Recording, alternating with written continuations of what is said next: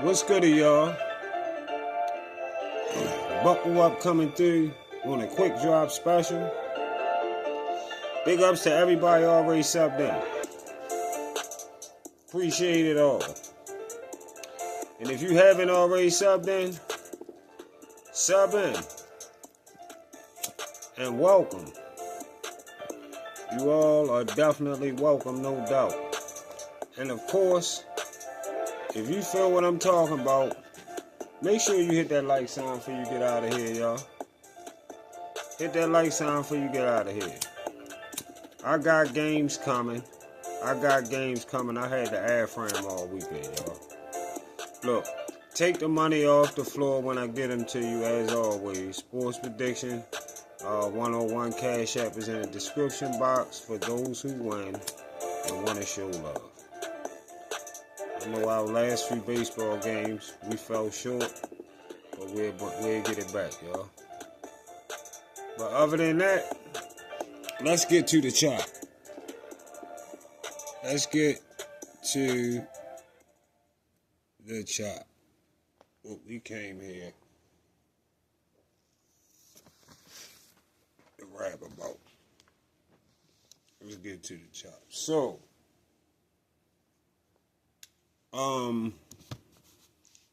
what we had to get into on this one, what I had to get into with y'all on this one is the Tank versus Devin drama we got going in so many places on YouTube.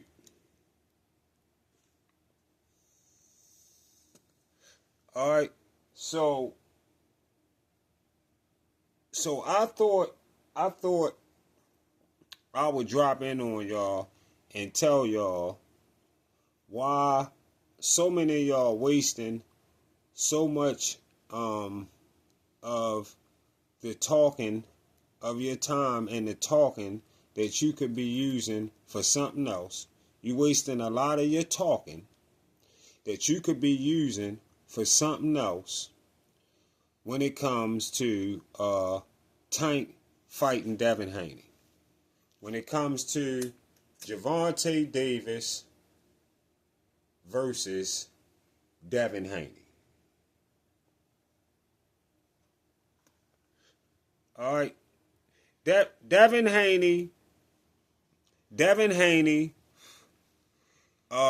just fought a catchweight at 143 and says he wants and desires to fight in the 147-pound division, where I myself personally believe Devin becomes fooled.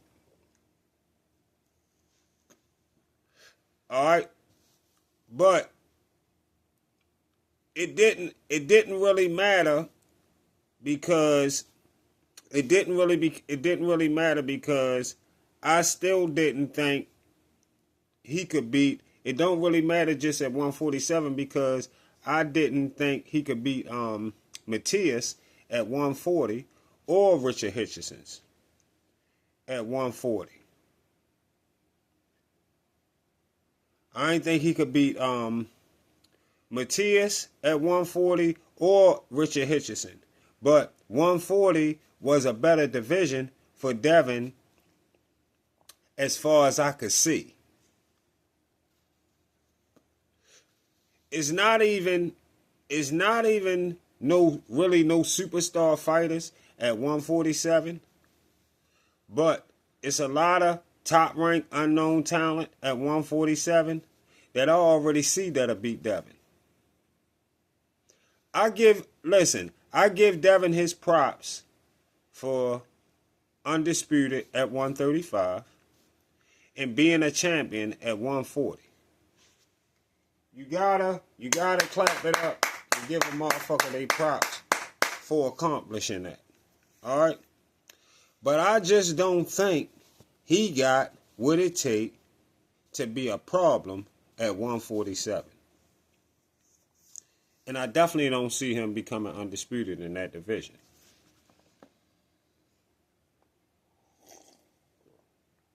But that's my opinion. And I could be wrong. That's my opinion.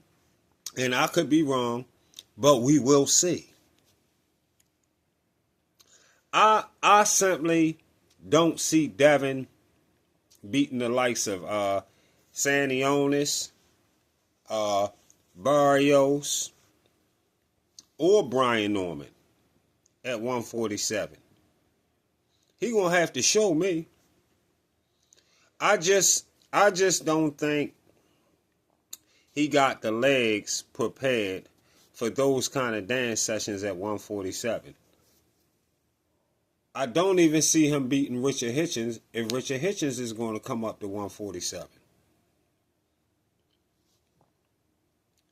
They got that other guy, that guy, I think his name, I can't really think of his name now. It's like a Russian type name, Gaia Sox or something like that. Look him up. He's 17-0.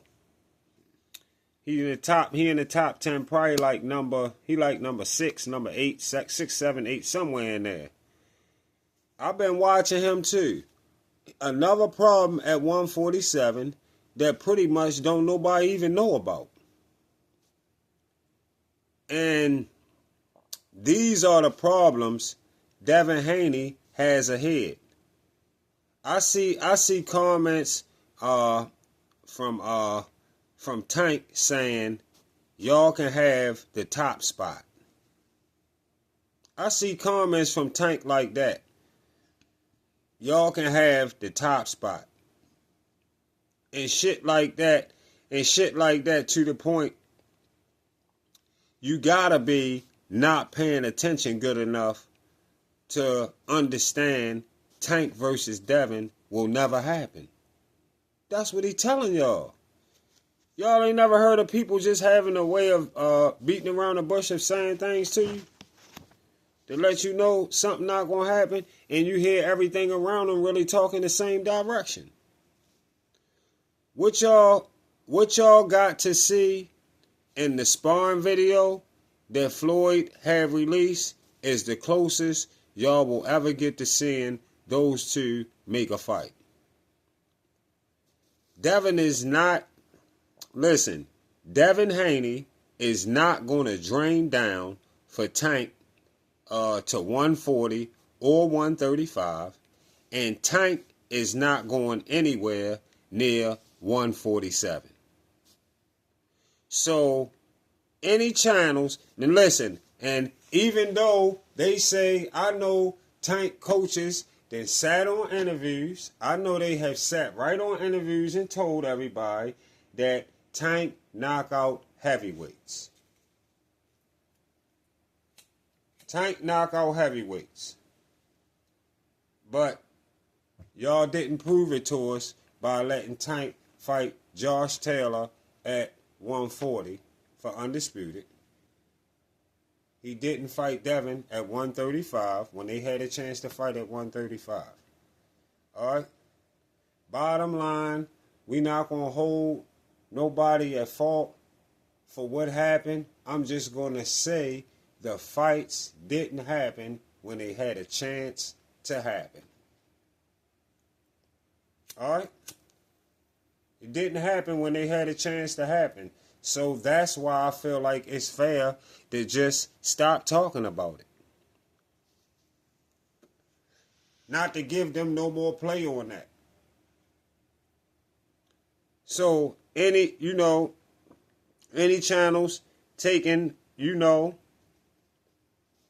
like I said, your valuable time to put in the talking about Tank fighting Devin, then it's no different. It's no different than you talking about a fucking 22-year-old Sugar Ray Leonard against a 22-year-old Bud Crawford. That's what I'm trying to say, y'all. That's what it's like talking about that. You would only talk about that for so long because you know it's never going to happen, if y'all know what I'm saying. You see what I'm saying? You would only talk about something that you know not going to happen. Y'all wouldn't talk about that shit over and over because you know it's not going to really happen. So you would only talk about it for a certain amount of time, if you understand me. Listen, Tank got tangled up in a web he didn't see. He didn't see was going to be pretty tough to get out of. Listen, Lamont Roach definitely fucked up people money. He fucked up the shit that I do. He fucked up people money.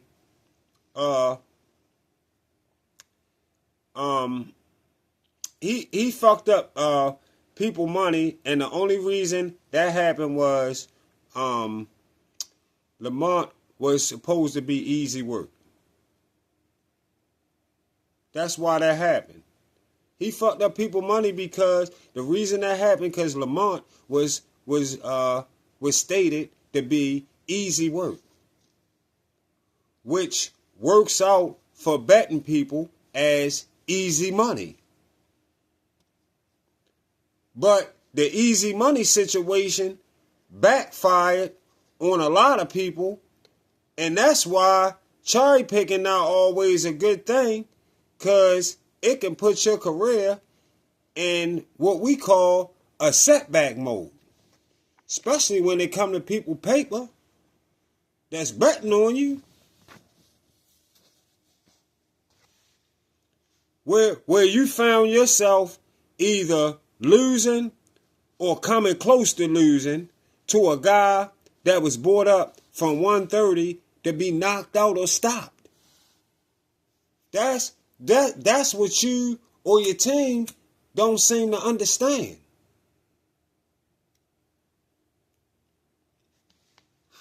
That didn't happen.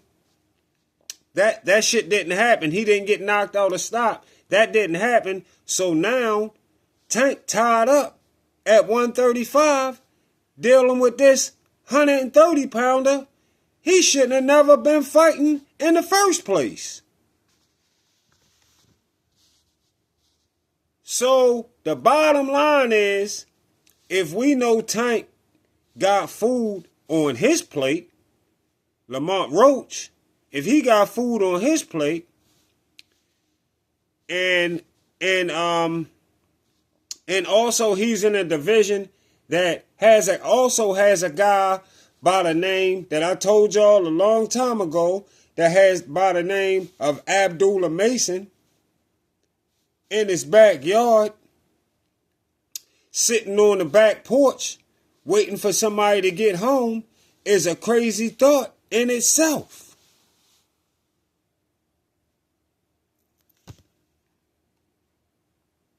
That is a crazy ass thought in itself, y'all. You keep running your mouth. Hold up. What was I saying to y'all? Because I know I was talking about Abdullah Mason. Yeah. And it's a crazy thought in itself to know Abdullah Mason sitting right there. Y'all see what Abdullah told Keyshawn? You see what he told Keyshawn? You keep running your mouth while I talk with my hands. That's what Abdullah just told Keyshawn. You keep running your mouth like mostly everybody else in the division is doing, and he going to be talking with his hands. Keyshawn better get away from a 135-pound division while he can, before he become Abdullah first victim. Listen, Tank got plenty on his plate at 135, and that's why most likely we never see him and Devin fight. Because Devin got all kinds of hard work ahead in the 147-pound division, and neither one of them really need each other, bottom line. Neither one of them really need each other, bottom line. Devin has the better resume on paper, and Devin has accomplished more as far as accolades. Devin is a 2-division champion and also undisputed. Tank been a super division champion at 130, but he never been unified and he never been undisputed when we talking accolades and legacy. Devin done more. I could give 2 fucks about who made the most money per fight because neither one of them feed my family. So kill y'all wishes. Y'all might as well just kill your wishes and your beliefs on Tank fighting Devin because it's never gonna happen. Remember, Buckle Up let y'all know that it's never gonna happen. I'm gonna leave y'all with another. Baltimore Go Get It sound. See y'all when they get back. Let that shit ride, 88.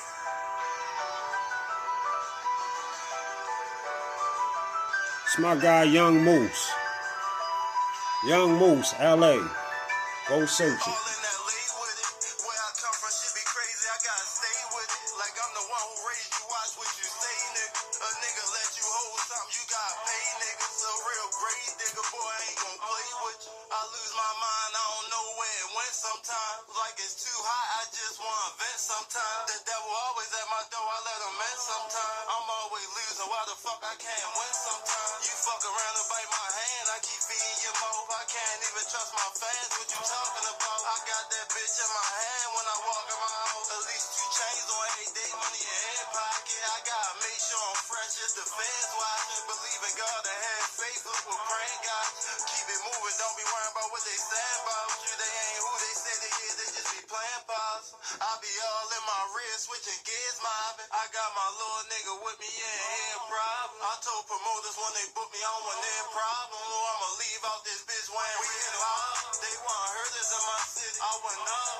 Like the murders in my city, leave a nigga on this porch, I'm a real stepper. I guarantee I turn this into some real pressure. I'm like, voila, we pull up like Popeyes now. I'm like, bye-bye, you some Zaza now. Them type of niggas had me weak like they rah-rah now. You heard the fans did a sweep, I bet you ride by